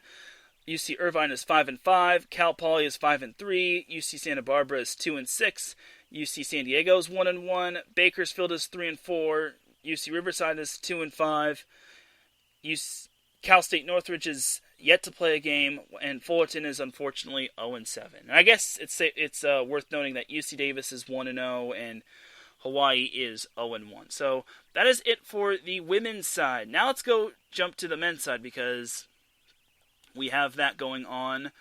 In terms of the men's side, let's go to Cal Baptist first because I'm random like that. Cal Baptist is 0-2 in conference play. They are 3-4 in the Western Athletic Conference. There's still plenty of time for them to turn it around, but it all depends on what's going to be happening going forward with them. So we'll see how it goes for them. And then San Diego State is 9-3 overall, but in terms of the Mountain West Conference, they are 3-2. Which is nowhere near Boise State's perfect 8-0, and Utah State's perfect 7-0, and Colorado State's almost perfect 6-1. So San Diego State has their work cut out for them this year, so it's not going to be a cakewalk. Too bad for them. I'm kidding. As for the West Coast Conference, we all know Gonzaga is the perfect 4-0. Pacific is 1-0. Loyola Marymount is 1-0. Yay, they're undefeated in conference. I'm just kidding. San Francisco's 3-2, BYU is 1-1, Santa Clara is 1-1, Pepperdine is 0-1, St. Mary's is 0-2, San Diego is 0-1, and Portland is 0-3. In terms of overall records, Loyola Marymount is 6-3, while Pepperdine is 4-6, and San Diego is 1-4. So that's the West Coast Conference right there. In terms of the Pac-12, like I said, UCLA is still undefeated. The only undefeated team in the Pac-12 as they are 6-0, while USC is tied with Oregon at 4-1 for second in the Pac-12 Conference. In terms of overall records, UCLA and USC both are 10-2, which is a conference best, which is absolutely amazing. And I actually made a mistake. Those two aren't the only teams that have won 10-plus conference games. Colorado and Arizona have each won 10 conference games. Or, I'm sorry, not 10 conference games, 10 games overall. UCLA, USC, Colorado, and Arizona have each won 10 conference games. So there is that right there. So that's that for the Pac-12 Conference. And then rounding up the NCAA college basketball thing is the Big West Conference. UC Irvine is 3-0, while Bakersfield is 3-1. UC Riverside is 2-1. Santa Barbara is 3-2. Long Beach State is 2-2. UC Davis has not played a conference game yet, while Hawaii is 1-1. Cal State Fullerton is 1-3. Cal State Northridge has yet to play a conference game. UC San Diego is 0-2, while Cal Poly is 0-3. In terms of overall records, UC Irvine is 6-4. Bakersfield is 7-4. Riverside is 5-3. Santa Barbara is 7-3. Long Beach State is 3-4. UC Davis is 2-2. Hawaii is 3-1. Cal State Fullerton is 2-3. Cal State Northridge is 4-3. UC San Diego is 2-2, and Cal Poly is 2-7. And that is that for the NCAA men's and women's college basketball scores and current standings. And with that, that is going to be the end of this show. We almost surpassed 2 hours. It is almost time for our next show. Before we get out of here, we need to mention iSports Radio's official sponsor. Once again, it is Legacy Financial. It's been a tough year, and 2020 was no different. And 2021 is looking like it might be another tough year. However, staying positive, keeping your faith, and continuing to work hard is the goal. If you're ever in a financial struggle at the moment and you need help, call 951-732-0130 or 510-928 888-2104 to book your appointment today. Andrew and Io are just two people on a mission to help families build a legacy. You can follow them on Twitter at legacy_uncut and on Instagram at sims_uncut. And that's going to do it for the SoCal Supreme Sports Show. I know I went a little longer than normal, but I need to get everything knocked out. And I can only imagine what this is going to be like when men's and women's soccer comes back. And then, Lord knows, water polo. And then I'll probably say volleyball for a set point. But either way, that's going to be it for today's show. Without any further delay, let's get on out of here. Because in about 5 more minutes, we have another show going live on IE Sports Radio. Thank you all once again for tuning in to the SoCal Supreme Sports Show. Thank you to the chat room. Thank you to Mike, Pat, and Andrew Hagenbaugh for popping in the chat room. Thank you to our official sponsor, Legacy Financial. Thank you to Andrew and Mayo. For everyone here at IE Sports Radio, this is Teran Rodriguez signing off. Have yourselves a great rest of the weekend. Enjoy the NFL games that are going